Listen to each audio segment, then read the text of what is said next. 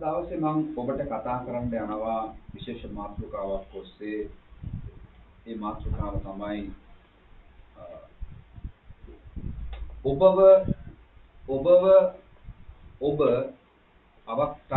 අව탁සේරු කරගන්න එපා. ඔබව අව탁සේරු කරගන්න එපා. Do not underestimate yourself. මොකද දෙවියන් වහන්සේ අපිට වටිනාකමක් දීලා තිබෙනවා නම් දෙවියන් වහන්සේ අපිව උන්වහන්සේට විශේෂයි නම් දෙවියන් වහන්සේ උන්වහන්සේගේ ස්වරූපයෙන් අපව මවලා තිබෙනවා නම් අපි හැදුවේ කවුද? දෙවියන් වහන්සේ. එතකොට ඒ හදපු දෙවියන් වහන්සේ කියනවා නම් ඒ හදපු දෙවියන් වහන්සේ අපිට කියනවාද ඔයා වැඩක් නැහැ. ඔයා මෙලෝරක් නැහැ. ඔයා කැතයි. ඔයා කළුයි. ඔයා සුළුයි. ඔයා කෙට්ටු. ඔයා මහතයි. ඔයා උස්සයි. ඔයා එහෙම දෙවියන් වහන්සේ අපිට කියනවාද? මට කියන්නේ නැහැ. ඇයි? අපි මොන විදිහටද ඉන්නේ? ඒ විදිහටම දෙවියන් වහන්සේට අපිව වටිනවා. හරිද? දැන් මම ඔබට කතා කරන්න යනවා විනිශ්චයකාරයන්ගේ පොතේ The Book of Judges. විනිශ්චයකාරයන්ගේ පොතේ පද කිහිපයක් අපි එදා වගේ අපි හැමෝම කියවන්න යනවා සිංහල භාෂාවෙන් සහ දෙමළ භාෂාවෙන්. ඒ එක එක පද පොඩ්ඩක් අපි බලමු. දෙවියන් වහන්සේ මෙතනින් මොකද්ද අපිට කියන්න යන්නේ කියලා. විනිශ්චයකාරයාගේ පොත, විනිශ්චයකාරයන්ගේ පොත 6 වෙනි පරිච්ඡේදයේ ඉඳන් මුලින් එක එක පද අපි කියවලා පොඩ්ඩක් බලමු. හරි. පළවෙනි පදය.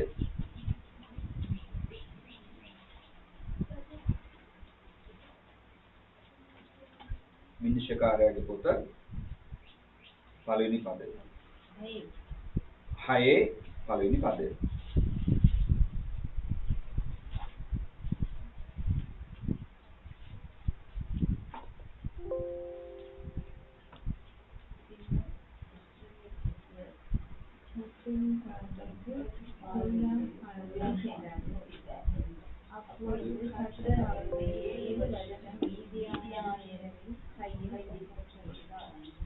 පළවෙනි පදය.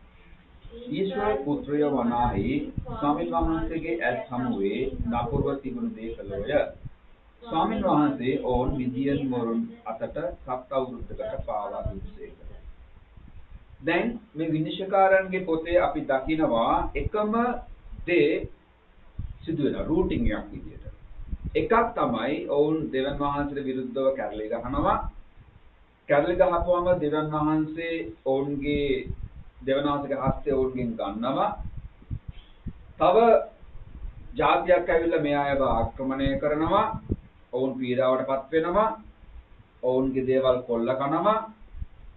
ඊට පස්සේ මේ සෙනඟ ඇවිල්ලා අනේ ස්වාමිනී අපිට සමා වෙන්න කියලා පසුතැවිලි වෙනවා. ඊට පස්සේ අනේ මගේ සෙනඟනි කියලා උන්වහන්සේ ආයෙ මෙයාලව බාර අරගෙන ටික කාලයක් දෙවියන්වහන්සේට යනවා. ටික කාලයක් දෙවියන්වහන්සේට යද්දි මොකද වෙන්නේ? ආපහු පැහැදිලිව කියනවා ඊශ්වර පුත්‍රයෝ ස්වාමීන් වහන්සේගේ ඇස් හමුවේ නපුරු දේ කරා කියන්නේ ඔවුන්ට ඒ දේ ඔවුන්ගේ ඇස් හමුවේ ඒක කොහොමද පේන්නේ? තේරුණාද? ස්වාමීන් වහන්සේගේ ඇස් ඉදිරියේ ඔවුන් නපුරු දේ කළා නම් ඔවුන්ගේ ඇස් ඉදිරියේ ඒ කරපු දේ කොහොමද පේන්නේ? හරිව පේන්නේ. හරිව පේන්නේ. එතකොට දෙවන සමාද කරේ අවුරුදු 7කට 7ක් පැහැදිලි කරන 7යි. 7කට ඕන මිදින් වලට බාර දෙනවා. හරි. ඇයි ඒ වැරද්දක් කරා. දෙක. දෙවෙනි පද.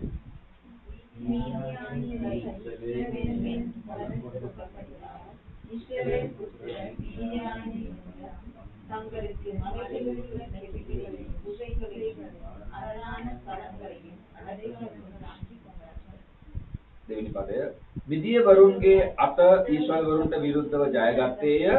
මිදියන් වරුන් නිසා ඊශ්වර පුත්‍රයෝ කඳුවල තිබෙන බිම්ගෙවල්ද ගුහවල් කොටුද සාදාගත්තෝය. දැන් ඔන්න මිදියන් වරුන් ඇවිල්ලා ඊශ්වර වරුන් ආක්‍රමණය කරලා ඔවුන්ට විරුද්ධව ජයගත්තට පස්සේ ඔවුන් සතුව තිබුණු හැම දෙයක්ම අරගෙන ගියා. මේ ඊශ්‍රායල් ඊට පස්සේ මොකද කරේ? කඳු වල තිබෙන බිම් ගෙවල් ගුහාවලට ගිහිල්ලා කොටු හදාගෙන ඔවුන් ඉන්න ඕන තැන නෙමෙයි දැන් ඉන්නේ. ඉන්න අවශ්‍ය නැති තැනක. හේතුව ඔවුන්ගේ වැරද්දට ඔවුන් දඬුවමක් ලැබුවා. දැන් ඔවුන් ඉන්නේ ගුහාවල. තුන්වෙනි පදේ.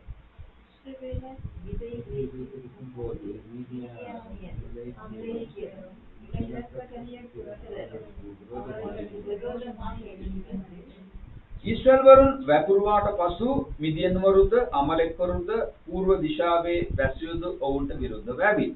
ඔන්න ඔවුන්ට ඉන්න තැන නැති වුණා විතරක් නෙමෙයි ඔවුන් වපුරපු දේවල් ඔවුන්ගේ ජීවිකාව ගෙනියන්න ඔවුන් සාදාගත් දේවල් පවා මේ මිදියන් වරුයි අමලෙක් වරුයි ඇවිල්ලා අරගෙන ගියා. right. හතරවෙනි පදේ.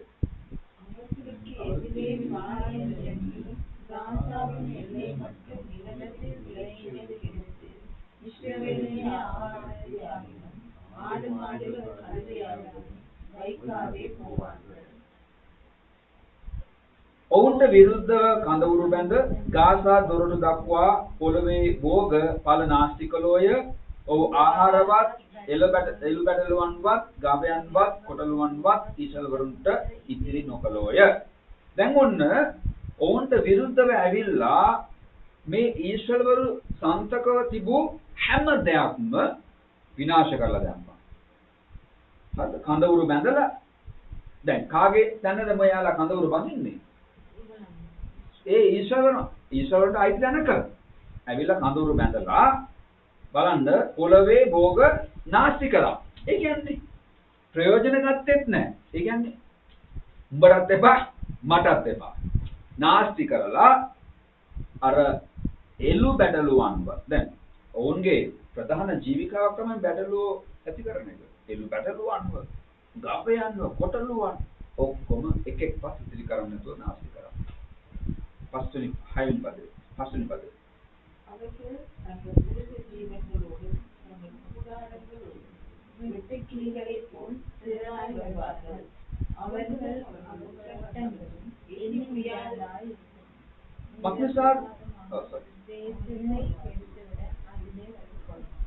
මක්නිසාද ඔහු තමුන්ගේ ගවයන්ද කූඩාරම්ද ඇතුව නැගියාවෝය. ඔහුද ඔවුන්ගේ ඔටුවෝද ගණනින් පණ ගැටියන්ගෙන් ගණනාවක් නැතුව ඇවිත් දේශ විනාශ කරන පිණිස හරි. දැන් ඔන්න දේශ විනාශ කරන්න මෙයාලා ඇවිල්ලා. 6 වෙනි පදේ.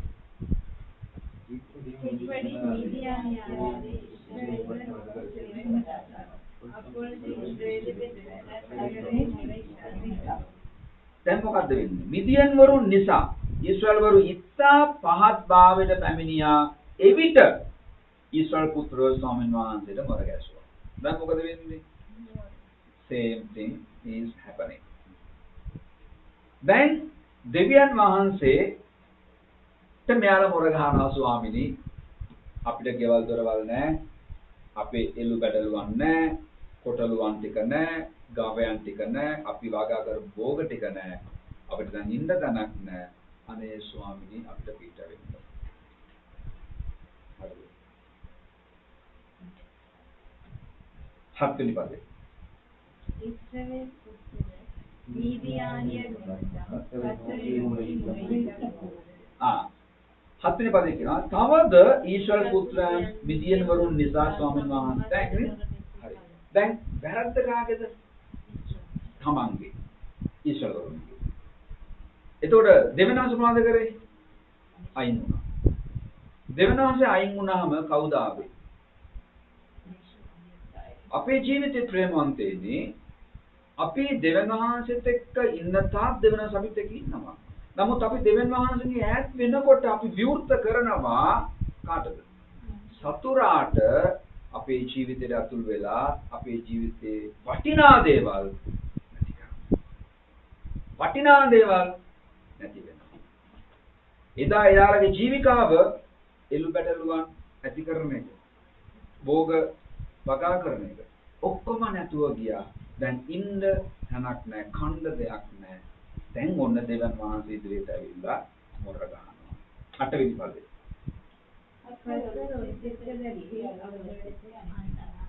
அவர்களை நோக்கி செவிலின் தேவனாகிய கர்த்தர் வெளிப்படுத்தின என்றார். நான் உங்களை இருந்து வரவும் அடிமையான வீட்டிலிருந்து புறப்படவும் செய்கிறேன். ස්වාමින් වහන්සේ ප්‍රොෆේතු කෙනෙකු ඊශ්වර පුත්‍රයන් වෙතට එව්සේක. ඔහු ඔවුන්ට කතා කොට ඊශ්වරගේ දේව ස්වාමින් වහන්සේ මෙසේ කියනසේක, මම නුඹලා මිස්රයෙන් ගෙනවිත් නුඹලා වහල්කමේ පිටතට පැමිණුවෙමි. දැන් ස්වාමීන් වහන්සේ ප්‍රොෆේතවරේ කරා පණිවිඩයක් දෙනවා. මේ ඊශ්වරවරුන්ට මතක් කරනවා මම ඉතිහාසයේ වැඩ කරපු විදිහ. උන්වහන්සේ කියනවා මම දෙවියන් ස්වාමීන් වහන්සේ කාගේද? ඊශ්වර දෙවියන් ස්වාමීන් වහන්සේ මෙහෙම කියනවා මම නුඹලා මිස්රයෙන් ගෙනාවා. බලා හිටියේ මෙතන මම ගෙනාවා. බාල්කමේ හිටියා. එතනින් මම ගෙනාවා. ආයේ මොකටද මිස්රයට ගියේ? ආයේ මොකටද බාල්කමට ගියේ? කියලා දෙවියන් වහන්සේ ප්‍රශ්නයක් අහනවා ප්‍රොෆෙසර්වරයා තුලින්. නවය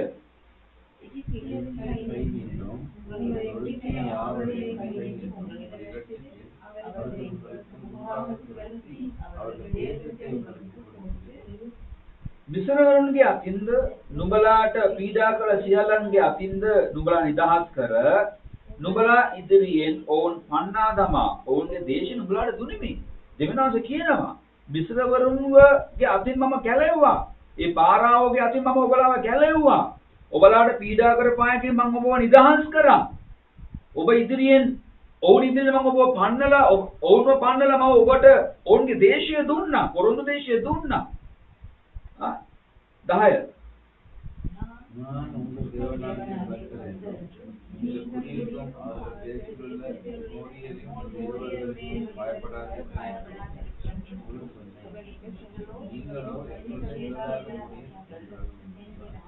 බලන්න දෙවියන් වහන්සේගේ හදවත දෙවියන් වහන්සේ කියනවා හරිද මම නුඹලාගේ දේව ස්වාමීන් වහන්සේ කියාද නුඹලා වාසය කරන දේශයේ සිටි අමෝරිවරුන්ගේ දෙවිවරුන්ට බය නොවෙන්න කියාද නුඹලාට කීනෙමි. හරි දෙවියන් වහන්සේ කියනවා මම ඔබලාට කිව්වා මම ස්වාමීන් වහන්සේ.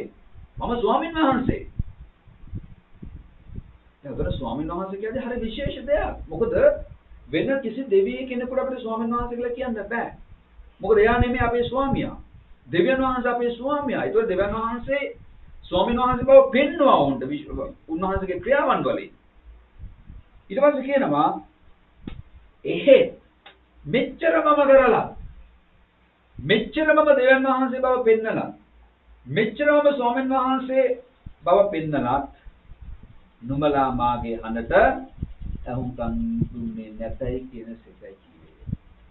ඒතකොට ප්‍රේමවන්තයනි දෙවියන් වහන්සේ කියනවා මම ඔබට කිව්වා මම ඔබට දුන්නා මම ඔබට කරා මම දෙවියන් වහන්සේ බව ඔබට පෙන්නුවා. ඉතිහාසයේ ඔබ හැරලා බලන්න දෙවියන් වහන්සේ කොහොමද ඔබ අරගෙන ආවේ කියලා. එහෙත් ඔබ මොනවද කරේ? මගේ හඬට කීකරුනේ නැහැ. ඔය පණිවිඩය තමයි දෙවියන් වහන්සේ කියන්නේ. හරිද? මෙතනදී විශේෂ දෙයක් වෙනවා. ගිඩියොන් කියන පුද්ගලයාව දෙවියන් වහන්සේ පාවිච්චි කරනවා මේ අයව නිදහස් කරන්න. ඔන්න අලංකාර පද තුනක් 11 12 13. ඒක කියවලා අපි අපේ වචනෙට අපි යමු.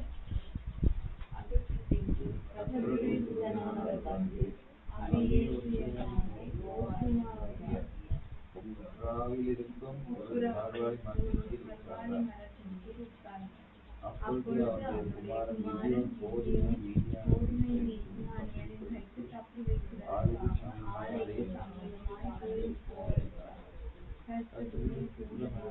அவனுக்கு தர்சனமாகி பராக்கிரமசாலியே கர்த்தர் உன்னோடு இருக்கிறார் என்றார். அப்பொழுது கிதியோன் கர்த்தர் எங்களோடு இருக்கிறார். எல்லாம் எங்களுக்கு கர்த்தர் எங்களை எதிர்த்து கொண்டு வரவில்லையோ அற்புதங்களை எல்லாம் இப்பொழுது கர்த்தர் எங்களை கைவிட்டு நீதியான கையில் எங்களை ஒப்புக்கொடுத்ததாக என்றார். 11 පදය. ස්වාමින් වහන්සේගේ දූතයා ඇවිත් අභියශ්‍රීය යෝවාෂ්ට අයිති වූ ට්‍රොයි තිබෙන ආලෝන ගසයට හිඳගත්තේය. योवाश के पुत्र गिदियोन मिदियनवरुන්ගෙන් කිරිඟු සංගවා ගන්නා පිණිස ඒවා මුද්‍රික යන්ත්‍රයේ මඩිමින් සිටියේය. ස්වාමීන් වහන්සේගේ දූතයා ඔහුට පෙනී ධෛර්යමත්ව බලවත් මිනිස්ය ස්වාමීන් වහන්සේ නුඹ සමග සිටිනසේකයි කීවේය. ඒකයි අපි අද ගායනා කරේ. දිරි ගන්න, සබි ගන්න දෙවියන් වහන්සේ අප සමගයි. ආමෙන් කියන්නේ. දෙවියන් වහන්සේ අප සමගයි. 13 කියනවා ගිඩියෝන් උඩ කතා කොට. දැන් බලන්න ගිඩියෝන්ගේ ප්‍රතිචාරය. අවල් මාගේ ස්වාමිනී ස්වාමීන් වහන්සේ අප සමග සිටිනසේක් නම් ඔහුගේ ප්‍රශ්නේ දෙවියන් වහන්සේ අපිත් එක්ක ඉන්නවා නම් ඇයි මිදියන් වරුන් ඇවිල්ලා ආක්‍රමණය කළේ? ඇයි මිදියන් වරුන් ඇවිල්ලා භෝග විනාශ කළේ? ඇයි මිදියන් වරුන් ඇවිල්ලා ඔවුන්ගේ එළු බැටළුවන් විනාශ කරේ? ප්‍රශ්නයක් අහනවා. ස්වාමීන් වහන්සේ අප මිසරෙන් ගෙනාවා නොවේද කියා අපේ පියවරුන් අපට කියා දුන් උන්වහන්සේගේ සියලු පුදුම ක්‍රියා කෝ? මිසරෙන් ගෙනාවා හොඳයි ඒක පුදුම ක්‍රියාවක්. කාන්තාර ගමනේදී ඔවුන්ට දෙවියන් වහන්සේ සැපෙව්වා ඒක පුදුම ක්‍රියාවක්. මන්න දුන්නා පුදුම ක්‍රියාවක්. රතු මුහුද දෙබෑ කෙරුවා පුදුම ක්‍රියාවක්. එහෙම කරපු දෙවියන් වහන්සේ කෝ දැන්? කෝ? දැන් නම් ස්වාමීන් වහන්සේ අප අත්හැර දමා මිදියන් වරුන් අතර අප පාවා දුන්සේකයි කිව්වේ. දැන් ඔය ප්‍රශ්නේ අපි අහනවද නැද්ද? මේ ප්‍රශ්නේ අපි අහනවද නැද්ද? මොකද්ද අපි අහන ප්‍රශ්නේ? ශාරුණ. මොකද්ද අපි අහන ප්‍රශ්නේ? කොහොමද? අහනවනේ. ඇයි කියලා විතරක් ඇහුවත් ඒක ප්‍රශ්නයක් තමයි. තවත් අපි දාලා අහනවා. ඇයි ස්වාමිනී මට වෙන්නේ? ඇයි ස්වාමිනී මටම උනේ? ඇයි ස්වාමිනී අනිත් අය ඔක්කොම හොඳට ඉන්නවා? ඇයි ස්වාමිනී මට උනේ? අපි අහනවා. එතකොට අපි ඇවිල්ලා සමහර වෙලාවට නිකන් ආත්මාර්ථකාමී වගේ නෙමෙයිද අපි කතා කරන දේවල් හිතන්න චුට්ටක්. දැන් දෙවියන් වහන්සේ ශාරුණ්‍ය වගේ ජීවිතේ 100 ගත්තොත් 100ට ගානක් 100ට කීයක් දෙවියන් වහන්සේ වාට හොඳට ඉඳලා තියෙනවද? නිකන් කියන්නේ නිකන් දාලා වශයෙන් 90ක් හොඳට ඉඳලා 10ක් අවුල්. හරි. අපි යමු හේෂන් අපේ තරුණයාගේ 180ක්. 180. අපි යමු ජූලිගේ. ගණන් නෑ. स्नेहा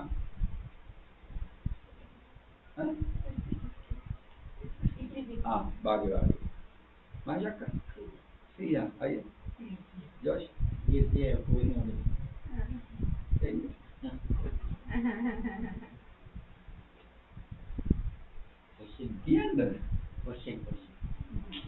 අද අපි විවෘතව කතා කරමු. මොකද මේක ලස්සන පණිවිඩයක්. ඒකයි. අපි අව탁සරු කරගන්න හොඳ නැහැ. හරිද? ගිඩියන් ඒක තමයි කරේ. 100ක් දෙවනවාස් අපිට හොඳට ඉඳලා දෙනවා. 100ක් නේ 200ක්. එතකොට අපිට අහන්න පුළුවන් දේ නම් ශාරුණ්‍ය ඇයි කියන ප්‍රශ්නේ. ඔයාලට අහන්න පුළුවන් මොකද 10ක් ඔයාලට අවුල්නේ. ඔයාලට අහන්න පුළුවන්. නමුත් මට අහන්න බෑ. අපි හැම කීප දෙනෙක් අපිට අහන්න බෑ 100ක් දෙවනවාස් යහපත්. එහෙනම් අපි ඇයි අහන්නේ? ඇයි ස්වාමීනි මට මේක වෙන්නේ කියලා. දැන් ලොජිකලි හිතන්න, තර්කානුකූලව හිතන්න. අපිට දෙවියන් වහන්සේට වැරද්දක් පෙන්වන්නත් බැරි නම්. දෙවියන් වහන්සේ නම්. දෙවියන් වහන්සේ උන්වහන්සේගේ ස්වරූපෙට අපේ මැව්වා නම්. අපේ හැම දෙයක්ම උන්වහන්සේ දන්නවා නම්. අපි ඉඳ ගන්නවා නම්, අපි යන තැන දන්නවා නම්, අපි කරන දේ දන්නවා, අපේ සිතුවිලි පවා උන්වහන්සේ දන්නවා නම්.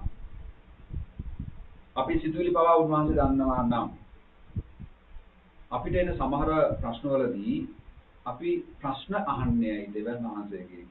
ඇයි කියන ප්‍රශ්න.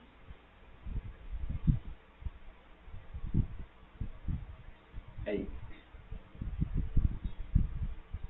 දැන් ඔබේ යහපත් වාතාවරණය වෙනස් කිරීමට ඔබේ යහපත් නෙමෙයිද කියන්නේ ඔබේ අයහපත් වාතාවරණය වෙනස් කිරීමට දෙවියන් වහන්සේ ඔබවම පාවිච්චි කරන්න යනවා. ආමෙන්. මතක තියාගන්න. තව කෙනෙක්ව නෙවෙයි පාවිච්චි කරන්නේ. ඔබේ අයහපත් වාතාවරණය වෙනස් කරන්න ඔබවම තමයි දෙවියන් වහන්සේ පාවිච්චි කරන්න යන්නේ. දැන් මේ ගිඩියොන්ගේ මේ දිව්‍යමය කැඳවීම තුල ඔහු උන්වහන්සේ දැක්වූ ප්‍රතිචාරය අපිට කරුණු කිහිපයක් පෙන්වලා දෙනවා මෙතන. ඒ කියන්නේ ඔහුට දෙවියන් වහන්සේගෙන් ඇසීමට ප්‍රශ්න දෙකක් තිබ්බා. ඔහු ඇසූ ඒ ප්‍රශ්නයම සමහර විට ජීවිතේ කවදා හෝ ඔබත් උන්වහන්සේගෙන් අහලා ඇති. හරිද? මොකද ඔහු අහන්නේ? අහෝ ස්වාමින් වහන්සේ ඔබ අප සමග සිටිනසේක් නම් මේ සියල්ල අපට සිද්ධ වෙන්නේ මන්ද? මේක අහලා නැන්ද අපි? ගිඩියන් මේක ඇහුවා. මේක අහලා නැන්ද? අහලා දෙනවා. මොකද ඔහු අහපු දෙවෙනි ප්‍රශ්නේ. බලන්න 13 වෙනි පදය අපි දැන් කියුවා. අපේ පියවරු අපිට කියා දුන් සීල පුදුම ක්‍රියා කෝ දැන්? ආබ්‍රහම් කියලා දීපු පුදුම ක්‍රියා කෝ? මෝසස් කියලා දුන්න පුදුම ක්‍රියා කෝ? යෝෂුවා කියලා දුන්න පුදුම ක්‍රියා කෝ? යාකෝබ් අද්දුට පුදුම ක්‍රියා කෝ දැන්? අපි ඒවා අහලා තියෙනවා. දෙවියන් වහන්සේ මෙහෙම කරා. දෙවියන් වහන්සේ මෙහෙම දුන්නා. දෙවියන් වහන්සේ මෙහෙම සැපෙව්වා. දෙවියන් වහන්සේ මෙහෙම අරගෙන ගියා. දැන් කෝ ඒවා? මේ ප්‍රශ්න දෙක ගිඩියොන් ඇහුවා. එතකොට ගිඩියොන්ට දෙවියන් වහන්සේ ගැනත් උන්වහන්සේගේ බලය ගැනත් දැනුමක් තිබුණා. ඔහු දැනගෙන හිටියා දෙවියන් වහන්සේට පුළුවන් කියලා. නමුත් මේ අර්බුදයට විසඳුම හොයන්න දෙවියන් වහන්සේ තමාවම පාවිච්චි කරන්න යනවා කියන එක ඔහුට ගැටුනේ නැහැ. ඒකයි මම ඔබට කිව්වේ ඔබේ අයහපත් වාතාවරණය වෙනස් කරන්න දෙවියන් වහන්සේ ඔබවම පාවිච්චි කරනවා. ගිඩියොන්ට ඒක තේරුනේ නැහැ. ගිඩියොන් දැනගෙන හිටියා දෙවියන් වහන්සේ ගැන. ගිඩියොන් දැනගෙන හිටියා දෙවියන් වහන්සේගේ බලය ගැන. නමුත් අර්බුදකාරී වාතාවරණයක් එන අවස්ථාවේදී දෙවියන් වහන්සේගෙන් ඔහු ප්‍රශ්න ඇහුවා මිසක් තමාවම දෙවියන් වහන්සේ පාවිච්චි කරන්න යනවා කියලා ඔහුට වැටහුණේ නැහැ. ඒකයි මම ඔබට කියන්නේ ඔබව අව탁සිරු කරන්න එපා. මම වටින්නේ නැහැ, මාව වැඩක් නැහැ කියලා අව탁සිරු කරන්න එපා. ඒ දෙවියන් වහන්සේට අදත් අවශ්‍ය වෙන්නේ ඔබව පාවිච්චි කරලා ඔබගේ පවුලේ තත්වය, ඔබගේ සභාවේ තත්වය, ඔබගේ ආයතනය, ඔබ වැඩ කරන ඒ ආයතනයේ තත්වය යහපත් අතර හරවන්න යන්නේ ඔබව පාවිච්චි කරලා දෙවියන් වහන්සේ. ආමෙන්. ඔබව යම් කිසි තැනක තබලා තිබෙනවා නම් ඔබ තුලින් තමයි දෙවියන් වහන්සේ එතන වෙනසක් කරන්න යන්නේ නැතුව අපිට ඉහළින් ඉන්න දෙවියන් වහන්සේ අඳුරන්නේ නැති අය පාවිච්චි කරලා. දෙවියන් වහන්සේ අඳුරන්නේ නැති අය අපිට බලපෑමක් කරන්න පුළුවන්. නමුත් දෙවියන් වහන්සේ අද අපිට කියනවා අපිව පාවිච්චි කරන්න යනවලු ඒ වාතාවරණය වෙනස් කරන්න. ඉතින් ගිඩියොන්ට උන්වහන්සේ ප්‍රකාශ කළ විදිහටම දෙවියන් වහන්සේ ඕත් එක්ක හිටියේ නැද්ද? නමුත් ඒක තේරුනේ කොයි වෙලේද? පස්සේ ගිඩියොන්ට තේරුණා දෙවියන් වහන්සේ මාත් එක්ක ඉන්නවා කිව්වා කියන එක ගිඩියොන්ට අවබෝධ වෙන්න පටන් ගත්තා. එතකන් ඔහු හිතාගෙන හිටියේ කොහොමද? ගිඩියොන් හිතාගෙන හිටියේ කොහොමද? දෙවියන් වහන්සේ තමාවත් අතහැරලා දාලා කියලා. තමාවත්. ඒ නිසා ප්‍රේමන්තනේ අපේ ජීවිතේ ඇයි කියන ප්‍රශ්නේ අහන්න වාතාවරණයක් සිදු වෙන්න ඕනේ කියන එක තේරුම් ගන්න මමත් දැන් ඒක පිළිගන්නවා. මමත් අහලා තියෙනවා. මමත් අහනවා පහුගිය සතිවල පුදුමාකාර මානසික පීඩනයක මම හිටියේ. හරිද? අහනවා මම ඇයි ස්වාමිනී? දැන් මේ පණිවිඩය දෙවනාසි මටත් කියන්නේ ඇයි කියලා අහන ප්‍රශ්න අපිට එනවා. අපව චෝදනාවට පත් කරන දේවල් එනවා. අපට විරුද්ධව කැරලි ගහන්න මිනිස්සු එනවා. අපට විරුද්ධව කතා කරන්න මිනිස්සු එනවා. නමුත් දෙවනාසි ඔබව පාවිච්චි කරන්න යනවලු ඒ වාතාවරණය වෙනස් කරන්න. ආමෙන්. දෙවියන් වහන්සේ දැන් බලන්න ගිඩියොන් හොඳට දන්නවා. දැන් මේ පදවල අපි කියුවේ ඒකයි. ඊශ්‍රායල් ගරු කරපු වැරද්ද අපි දන්නවා. ඒ නිසා උන්ට දඬුවමක් ලැබුණා කියන එක දන්නවා. ගිඩියනුත් අහනවා ස්වාමිනී ඒත් ස්වාමිනී ඔබ මෙහෙම කරා අර එහෙම කරා කියලා අපි අපේ ආදිපියවරුන් අපි ඇහුවා කොහොමද මේ ක්‍රියාවන්? ඇයි ඔබ දැන් කරන්නේ නැත්තේ? ගිඩියන්ටවත් තේරුන්නේ නැහැ තමාගේ වටිනාකම.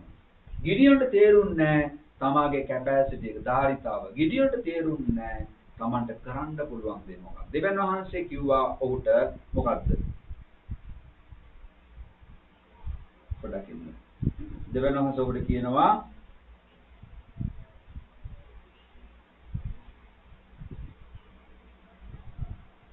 කොයි පදේද මම නුඹ සමග සිටිනවා කියලා කිව්වේ? ධෛර්යමත්ව සිටින්න.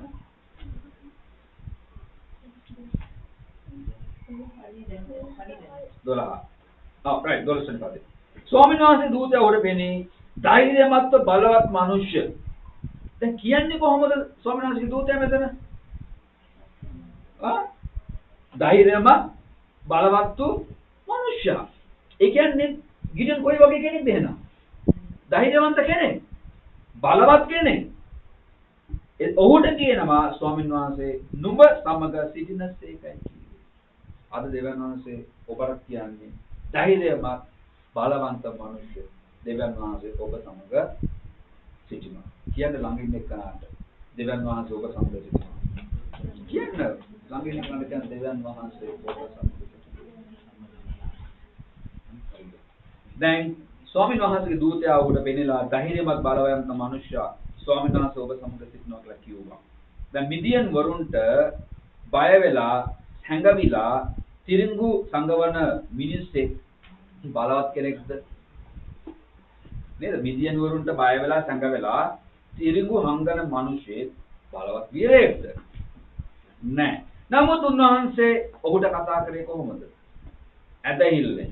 ඒ කියන්නේ දෙවියන් වහන්සේ ගිඩියන් බලවත් ධෛර්ය මිනිසෙක් හැටියට දෙවියන් වහන්සේ දැක්කා. ඔහු දුර්වල වුණාට දෙවියන් වහන්සේ දැක්කා ඔහු බලවන්ත මිනිසෙක් කියලා.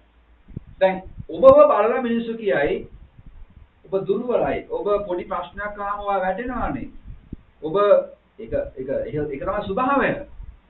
ඔබට දරා ගැනීම ශක්තියක් නැහැනේ කියලා මිනිස්සු අපිට කියද්දි දෙවියන් වහන්සේ ඔබ දිහා බලන්නේ කොහොමද? ධෛර්යවන්ත බලවන්ත මිනිසෙක් විදියට. ඒ කියන්නේ ප්‍රේමවන්තනේ උන්වහන්සේ ඔබේ මගේ දුර්වලතාවය දන්නවා. දෙවියන් වහන්සේ ඔබේ මගේ නොහැකියාව දන්නවා. නමුත් දෙවියන් වහන්සේ අපි දිහා බලන්නේ කොහොමද? ඇදහිල්ලේ. මෙයාට පුළුවන් කියන එක. ඒ නිසා ඔබ මා මොකක්ද අපි කරන්න හොඳ නැත්තේ? අපව අව탁සිරු කරන්න හොඳ නැහැ. අපේ වටිනාකම අපි අව탁සිරු කරන්න හොඳ නැහැ. මොකද දෙවියන් වහන්සේ දන්නවා අපි කොයිතරම් උන්වහන්සේට වටිනවද කියලා. හරිද? ඒ නිසා අනාගතයේ අප ඇදහිල්ලේ වීරයෙක් වෙනවා කියන එක ස්ථිරයි. දෙවියන් වහන්සේ අද ඔබට මටත් කියන්නේ ඒකයි. ඔබ ඇදහිල්ලේ වීරයෙක් කියලා. හරිද? මම උදාහරණ 3ක් දෙන්න යනවා ඔබට. ඇදහිල්ලෙන් වීරයෙක් හැටියට දෙවියන් වහන්සේ ප්‍රකාශ කරපු අවස්ථාවක්. හරිද? අපිව දකින විදිහ අපි දෙවියන් වහන්සේ අපිව දකින විදිහ වැදගත්. අපි තේරුම් ගන්නට ඕනේ. අපි දකින විදිහ නෙමෙයි අපි ගැන. අපි අනිත් අයව දකින විදිහ නෙමෙයි. දෙවියන් වහන්සේ අපිව දකින්නේ කොහොමද කියන එක. අපි පළවෙනිට කියමු උත්පත්ති පොතේ 17 වෙනි පරිච්ඡේදයේ 5 වෙනි පදය. උත්පත්ති පොතේ 17 5.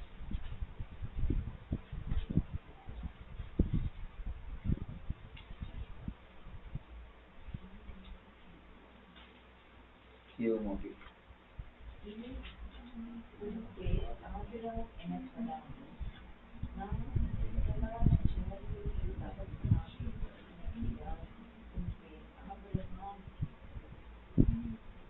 අපි කියමු පස්වෙනි පදය. නුඹේ නාමය තවත් ආබ්‍රහමයි කියනු නොලබන්නේය. නුඹේ නාමය ආබ්‍රහම් වන්නේය. මක්නිසාද මම නුඹ බොහෝ ජාතින්ගේ පියා කෙලෙමි. දෙවියන් වහන්සේ ආබ්‍රහම්ට බොහෝ ජාතින්ගේ පියා හැටියට හඳුන්වනකොට හරිද? දෙවියන් වහන්සේ ආබ්‍රහම්ට මම නුඹ ජාතින්ගේ පියා කියලා කියනකොට ආබ්‍රහම්ට දරුවෝ හිටියද? එක දරුවෙක්වත් හිටියේ. එක්කෙනෙක්වත්. එහෙනම් දෙවියන් වහන්සේ කොහොමද ආබ්‍රහම දැක්කේ?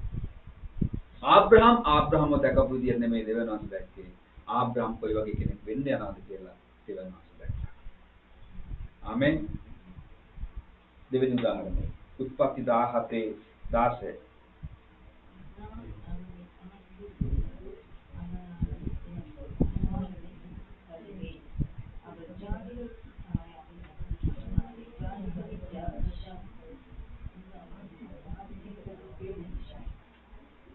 මම ඇයට ආශිර්වාද කරන්නෙමි, තවද ඇගෙන් නුඹට පුත්‍රයෙකු දෙන්නෙමි. එසේය මම ඇයට ආශිර්වාද කරන්නෙමි.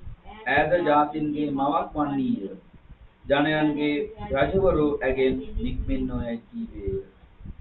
දැන් දෙවියන් වහන්සේ කතා කරනවා සාරට ජාතින්ගේ මව හැටියට. හැබැයි මේ පොරොන්දුව ඇය අභියෝගයට ලක් කරනවා. මේ පොරොන්දුව ඇය අභියෝගයට ලක් කරනවා. හරිද? එහෙම කියලා එයා මොනවද කරේ? hina වෙන්න ගත්තා. මේ වයසේ මට දරුවෙක් දෙවියන් වහන්සේ මට හරි. නමුත් ඇය දැනගෙන හිටියේ නෑ ඇගේ තත්ත්වය. නමුත් දෙවියන් වහන්සේ ඇය කොයි වගේද වෙන්න යන්නේ කියලා දැනගෙන හිටියා. හරිද? අපි තව පදයක් කියමු තුන්වෙනි උදාහරණය. මතෙව් සුභාරංචිට අපි යමු. මතෙව් සුභාරංචි 16 වෙනි පරිච්ඡේදයේ 18 වෙනි පදය. මතෙව් සුභාරංචිය 16:18.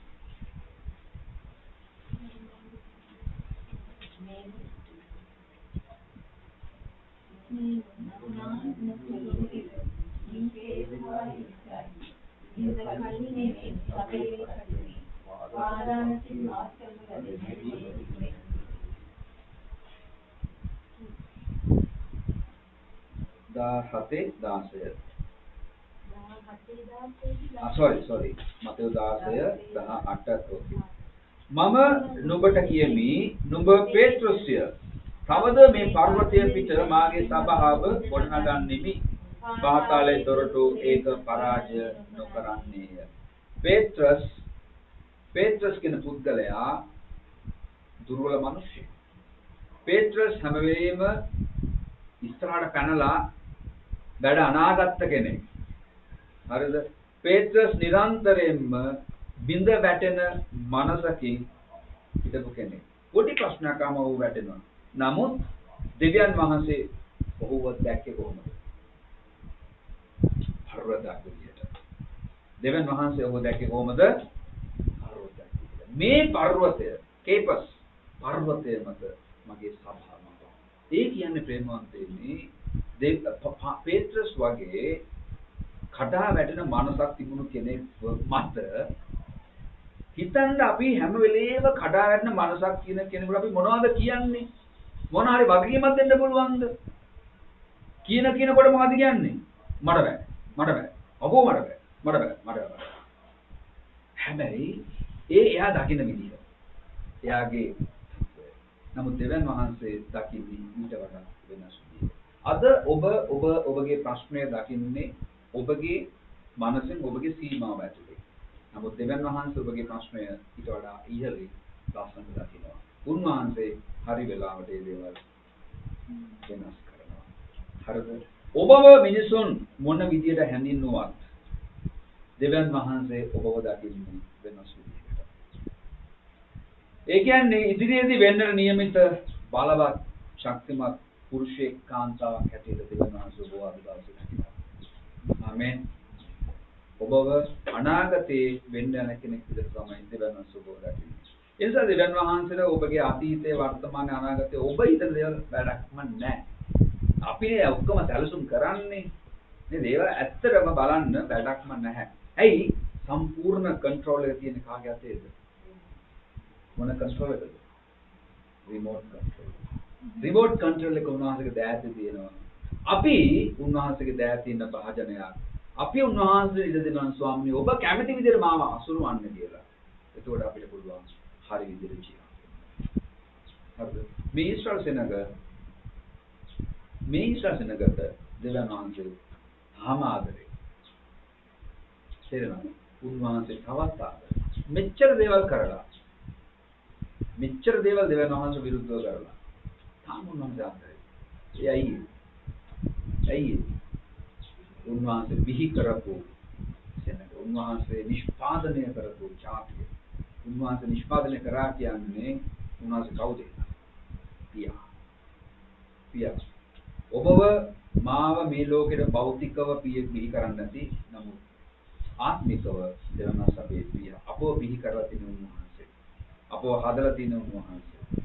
එතකොට ඔබ ගැන අව탁සුරු කරගන්න එපා. මට බෑනේ, මට කරන්න බෑනේ, මට දන්නේ නෑ. ගිඩියොන් දෙවන් වහන්සේ අමතන්නේ ධෛර්යමත් බලවන්ත මිනිසෙක්. ඒ වෙලාවේ දෙවන් වහන්සේ ගැන ඔහු දන්නවා. නමුත් සිදුවුණු වාතාවරණය තුල ගිඩියොන් පවා විශ්මයටපත් වෙනවා.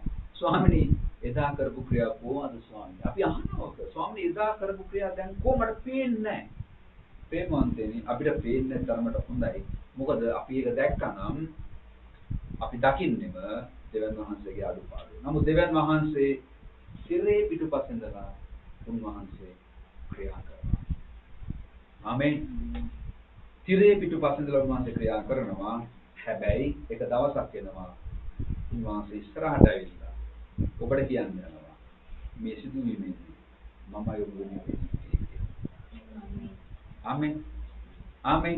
අද මොන වාතාවරණයක් වුණත් මේ දැස්න අපි එක මොහොතක් අපේ අසුව අහලා දෙවන් වහන්සේ ඉදිරියේ අපි කියමු ඔබ මොන වගේ වාතාවරණයක මේ උදෑසන සිටියා ඔබට බෑ මට මේ දේ පාලනය කරගන්න බෑ කියලා ඔබ ඉන්නවා.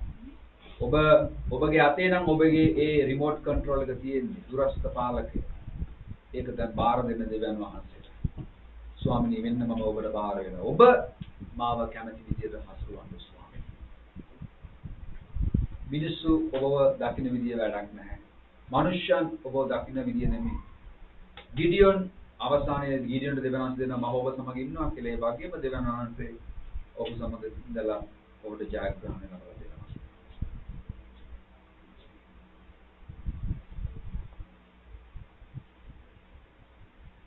ඔබ දකින්න විදිහට දකින්න එපා. දෙවියන් වහන්සේ ඔබ දිහා බලන විදිහට දැන් හිතන්න පුරුදු වෙන්න. උන්වහන්සේ ආබ්‍රහම්ට ජාතින්ගේ පියා කියද්දී ආබ්‍රහම්ට දරුවෙක්වත් නැහැ. නමුත් උන්වහන්සේ ඇදහිල්ලෙන් ආබ්‍රහම් දිහා බැලුවා. සාරාට ඔබ ජාතින්ගේ මව වෙන්න යනවා කියලා කියද්දී සාරා hina වුණා. මේ මොන විහිළුවක්ද? නමුත් දෙවියන් වහන්සේ දැක්කේ වෙනස් විදිහකට. පේත්‍රස් හැම වෙලේම මානසින් වැටෙන කෙනෙක්, ඉක්මනට කේන්ති යන කෙනෙක්, ඉක්මනට තීරණ ගන්න කෙනෙක්, ක්ෂණික තීරණ ගන්න කෙනෙක් පේත්‍රස්. නමුත් යේසුස් වහන්සේ කියනවා මගේ සභාව මම මේ පර්වතය මත මම ගොඩනගනවා. ඒ කියන්නේ පේත්‍රස් පවා දැනන් හිටියේ නැහැ තමන්ගේ තත්ත්වය. තමන් කොයිතරම් වටින කෙනෙක්ද කියන එක. අද ප්‍රේමවන්තයනි ඔබට දෙවන් වහන්සේ කියා සිටිනවා. ඔබව දකින්නවා දෙවන් වහන්සේ වෙනස් වූ ආකාරයකට. ඒ නිසා ඔබ ගැන කලකිරීමටපත් වෙලා ඔබගේ ජීවිතය ඇයි මං ජීවත් වෙන්නේ? මට වැඩක් නැහැ මේ ජීවිතය. ප්‍රේමන්තනේ මට හිතලා තියෙනවා. ඇයි මම මේ සේවය කරන්නේ? මට වැඩක් නැහැ මේ සේවය. ඇයි මම මෙහෙම දෙවන් වහන්සේ ඉදිරියේ මම දේවල් කරන්න ගිහිල්ලා ඇයි මම මෙහෙම වෙන්නේ කියලා මට හිතුණ අවස්ථාවක් තියෙනවා. ඒ හැම වෙලාවකම දෙවන් වහන්සේ මට කිව්වේ ඔබගේ සැලසුම නෙමෙයි. ඔබ හිතන විදිය නෙමෙයි මම හිතන්නේ. ඔබගේ සත්‍යය දකින්න විදිය නෙමෙයි මම දකින්නේ. ඒ කියන්නේ දෙවන් වහන්සේට වෙනම සැලසුමක් අපේ ජීවිතේ තිබෙනවා. ඔබ යම්කිසි වාතාවරණ තුලින් යනවා නම් ඒකටත් දෙවන් වහන්සේගේ සැලසුමක් තිබෙනවා. ඒ නිසා මම ඔබගෙන් කාරුණිකව ඉතාමත් ආදරෙන් මම ඉල්ලලා හිටින දෙයක් තමයි ප්‍රේමවන්තයෙක්. ඔබ අහන්න එපා. ප්‍රශ්න කරන්න එපා. අදින් පස්සේ ඇයි ස්වාමීනි මට මේ දේ සිදු වෙන්නේ? ඇයි ස්වාමීනි මම මේ දේවල් තුලින් යන්නේ? ඇයි ස්වාමීනි අනිත් අයට වඩා මගේ ජීවිතේ මෙහෙම වෙන්නේ? ඇයි ස්වාමීනි අනිත් අය හොඳව සේවාවන් කරනවා, සේවය කරනවා. ඇයි ස්වාමීනි මම මෙහෙම සේවය කරන්නේ? ස්වාමීනි අනිත් අය හොඳව රැකියාවන් කරනවා. ඇයි මට මෙහෙම රැකියාවක් දීලා තිබෙන්නේ? ස්වාමිනී අනිත් මම හොඳ පවුල් වලට අනිත් අය හොඳ පවුල් වල ඉපදලා හොඳට ජීවත් වෙනවා. ඇයි මම මේ පවුලට ඉපදුනේ? අද දෙවියන් වහන්සේ ඔබට පිළිතුරක් දෙනවා. ඔබ දකින්න විදිය නෙමෙයි. ඔබ ඔබව අව탁සිර කරගන්න එපා. දෙවියන් වහන්සේ ඔබව දකින්නේ you are a unique person. ඔබ සුවිශේෂී පුද්ගලයෙක්. Not a special person. You are a unique person. දෙවියන් වහන්සේ හස්තට අපි නැගිට සිටිමු. අපි නැගිට සිටින්න දෙවියන් වහන්සේ සිටින උදෑසන ස්වාමීනි මම බාර වෙනවා. ඔබ කැමති විදිහට මම ඔබට එක විනාඩියක් දෙන්න යනවා. ඔබට කැමති විදිහට දෙවියන් වහන්සේ ඔබට ඔබගේ අදහස ප්‍රකාශ කරන්න. ඔබට පුළුවන් ඕන විදිහට ඔබගේ අදහස් ප්‍රකාශ කරන්න. ඔබට පුළුවන් දන ගහගෙන ඉන්නවා නම් ඔබට පුළුවන් වාඩි වෙලා ඔබට හිටගෙන ඕන විදිහට. ඔබට පුළුවන් ඔබගේ දෑත ඔසවා. නමුත් ඔබගේ හදවතින් කියන ස්වාමීන් වහන්සේට මොකද ස්වාමීන් අද ඇසුවා වූ මේ පණිවිඩය වගේ. ගිඩියන් වගේ ස්වාමීන්. ගිඩියන්ට කිව්වා වගේ. ඔබ මට කියනවා ධෛර්යමත් වෙන්න, ශක්තිමත් වෙන්න කියලා. මම ඔබ සමග ඉන්නවා කියලා ඔබ වහන්සේ කියනවා. මම ඒක අද විශ්වාස කරනවා ස්වාමීන්. මම ඒක අද විශ්වාස කරනවා. මනුෂ්‍යයන් මට මොන මඩ ගැහුවා. මනුෂ්‍යයන් මට නැත් චෝදනා කෙරුවා. මනුෂ්‍යයන් මට ඇවිල්ලා විරුද්ධව කතා කරා. මම වද වෙන්න යන්නේ නැහැ. මොකද ඔබ වහන්සේ මගේ පක්ෂේ. ඔබ වහන්සේ මාව රැකේ. ස්තුති වේවා ස්වාමී. ස්තුති වේවා. මම ඊයේ අද උදේ වෙනකම් මම කිසිම ගීතිකාවක් තෝරගෙන තිබුණෙත් නැහැ. මම දේශනාවට සූදානම් වෙලා හිටියෙත් නැහැ. මම නේද හැම වෙලෙම කියනවා මට දේශනාවට සූදානම් වෙන්න බැරුව කියලා. ඒතර ගෙදර කට්ටිය කියනවා බොරු කියන්න එපා ඔයා ඔක්කොම ලෑස්ති නැහැ. අද ලෑස්ති වෙලාම හිටියේ නැහැ. මම අවංකව කියනවා.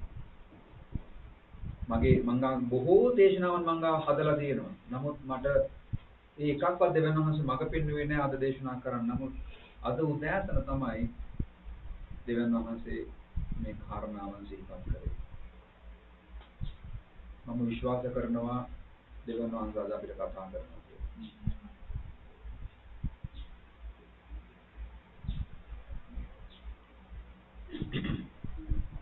කවුරු හරි අද දවසේ වචනේ බාර කරලා යාඥා කරන්න සුසි කරලා ඒ වගේම මෙතනින් අපි වැඩි හිටි දරුවෝ හැම කෙනෙක්ම බාර කරලා යාඥා කරන්න යම් කිසි කෙනෙකුට දෙවියන් වහන්සේ කතා කරා නම් ඒකට ස්තුති කරලා යාඥා කරන්න දෙවියන් වහන්සේගේ වචනේ බාර කරලා යාඥා කරන්න.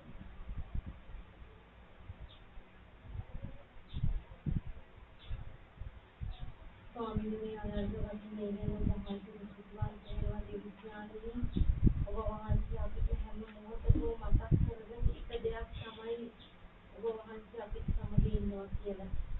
ස්වාමීනි විනාශ වෙන ලක්ෂ කෝටි ගණන් මිනිස්යන් ඉදිරියේ ඔබ අපිව තෝරගෙන ඔබගේ ගැළවීම දෙන්නට ඔබ කැමති වෙච්ච ගැනම ස්තුති ස්වාමීනි.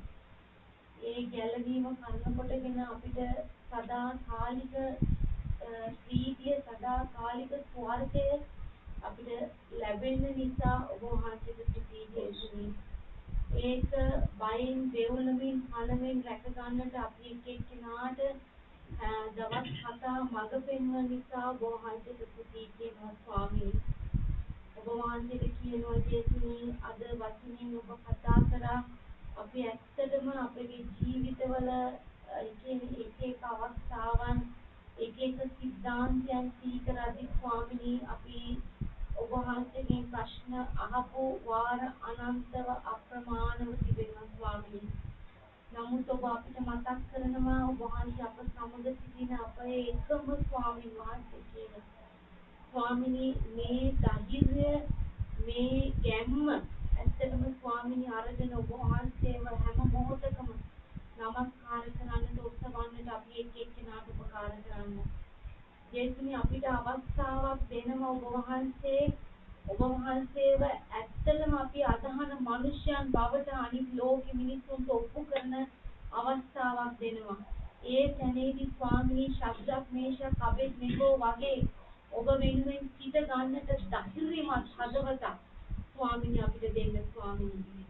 ගිඩියොන් එතන ස්වාමිනී මුළු ඊශ්‍රායල් පුත්‍රයන් වෙනුවෙන්ම නැගී සිටි මිනිසයා ස්වාමිනී ඒ වගේ අපි එක් එක්කෙනාව අපේ පවුල වෙනුවෙන් අපේ පාසල වෙනුවෙන් අපි වැඩ කරන ස්ථානය වෙනුවෙන් අපේ තියෙන පරිසරය වෙනුවෙන් අපේ පවුල වෙනුවෙන් ස්වාමිනී අපි යන්නේන තැන වෙනුවෙන් ස්වාමිනී ස්ථානයකුවත් ඔබ වහන්සේ අප සමග සිටින නිසා ඔබ වහන්සේ අපි සමග සටන් කරන නිසා ස්වාමිනී අපි වෙනුවෙන් ඔබ වහන්සේ පිට ගන්න නිසා ඔබට ස්තුතියි ස්වාමිනී ගිදියොන්ට ඒක ඔබ වහන්සේ තහවුරු කළා ඔබ වහන්සේ අපේ ජීවිතවලත් ඒක තහවුරු කරන නිසා ස්තුතියි ස්වාමිනී ඒක නිසා මේ අනර්ග වචන නිසා ස්තුතියි ඔබ වාක්‍යයන් ඔබ ජීවත් වෙන වාක්‍යයන් ස්වාමිනී මේ මොහොතේ මේ වෙලාවේ මේ ස්ථානයේ සිටින වාක්‍යයන් ස්වාමිනී මේ දෙවියන් කඩුවෙන් අපිව ශක්තිමත් කරමින් අපිව